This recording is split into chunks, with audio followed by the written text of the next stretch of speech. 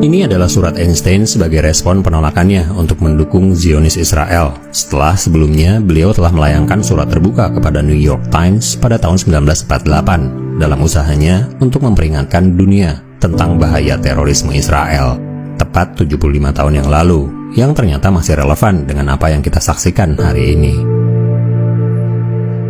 23 hari sejak Israel membombardir jalur Gaza dengan roket-roket dan serangan udara, dan mereka semakin menggila, semakin brutal, membabi buta. Yang dibom bukan orang-orang yang mereka cap sebagai teroris dan mereka janjikan akan mereka hancurkan, melainkan penduduk sipil dan anak-anak. Mereka bahkan tidak punya cukup keberanian untuk melakukan serangan darat, padahal tidak ada satu tank pun milik rakyat Palestina di Gaza. Ratusan kendaraan lapis baja, mereka maju beberapa meter saja melewati perbatasan Gaza hanya untuk mundur kembali. Mereka kelihatannya lebih suka membombardir rakyat Palestina dari jarak yang aman. Mereka menuntut pembebasan sandera, tetapi sandera yang sebenarnya adalah jutaan rakyat Palestina yang berada di Gaza, yang dibombardir habis-habisan tanpa bisa keluar dari wilayah itu. Dunia perlahan-lahan mulai menyaksikan kekejaman ini dengan mata kepala mereka sendiri. Mau tidak mau, suka ataupun tidak, dunia telah mendefinisikan kembali apa dan siapa teroris itu sebenarnya.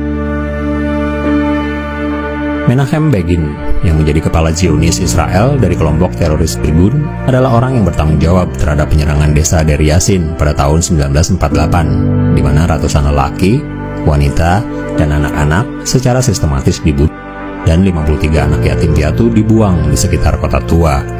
Selain itu, ia juga bertanggung jawab terhadap pengeboman Hotel King David yang menewaskan 91 orang semasa mandat Inggris untuk menghancurkan dokumen yang memberatkan badan Yahudi dalam serangan terhadap Inggris yang diperoleh selama Operasi Agatha yang bertujuan untuk mengakhiri kekejaman dan keadaan anarki yang saat itu terjadi di Palestina.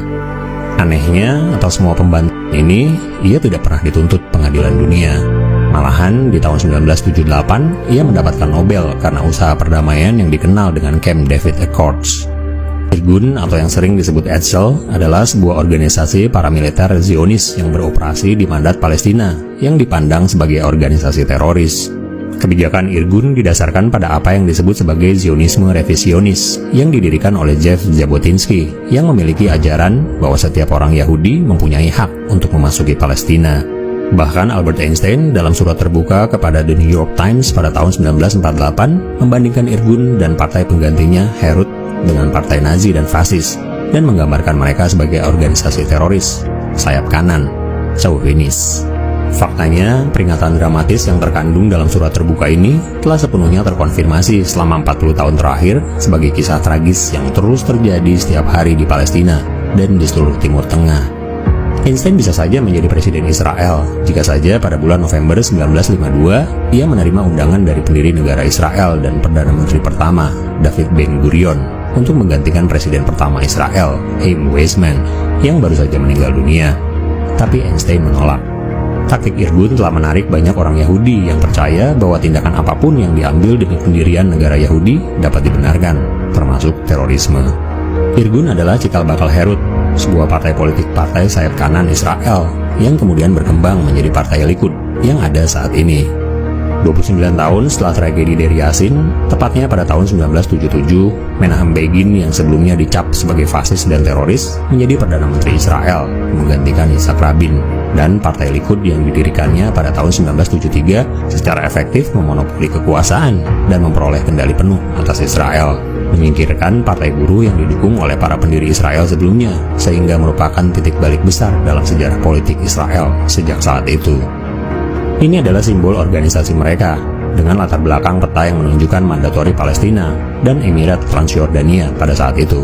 Keduanya dikelola berdasarkan ketentuan mandat Inggris untuk Palestina, yang menyiratkan bahwa kekerasan adalah satu-satunya cara untuk membebaskan tanah air. Untuk meningkatkan popularitas organisasi dan ideologi Irgun, mereka menggunakan propaganda, terutama ditujukan kepada Inggris, yang mencakup gagasan Eretz Israel atau Greater Israel. Menurut poster propaganda Irgun, negara Yahudi tidak hanya mencakup seluruh mandat Palestina, tetapi juga Emirat Transjordania. Bahkan sejauh itu bisa berkembang pada titik manapun, mencakup Yordania, Lebanon, Syria, dan Mesir, bahkan Irak dan Arab Saudi. Yitzhak Shamir yang menggantikannya sebagai Perdana Menteri Israel dan pemimpin Partai Likud bahkan pernah memimpin faksi teroris sayap kanan Irgun yang lebih ekstrim lagi, yang dikenal sebagai Geng Stern. Kelompok ini menurut surat terbuka Einstein meresmikan pemerintahan teror di komunitas Yahudi Palestina. Sebuah pemerintahan teror yang memakan korban jiwa bukan saja ribuan orang Arab Palestina, tetapi juga orang Yahudi. Ketika Jeff Jabotinsky meninggal pada tahun 1940, Benzion Netanyahu, yang adalah ayah dari Benjamin Netanyahu dan pernah menjabat sebagai sekretaris Jabotinsky, mengambil alih organisasi. Benjamin Netanyahu sendiri adalah satu-satunya Perdana Menteri Israel yang lahir di tanah pendudukan Palestina. Meskipun jauh lebih muda, Netanyahu memiliki hubungan langsung dan bahkan kekeluargaan dengan sayap fasis yang paling ekstrim dan berdarah murni yang diilhami, diciptakan, dan dipimpin oleh Jeff Jabotinsky. Relatif tidak banyak yang berubah hingga saat ini. Faktanya, di Partai Likud dan di Israel, penerus Begin adalah lanjutan dari ideologi, politik, dan organisasi yang sama dengan pendahulu mereka.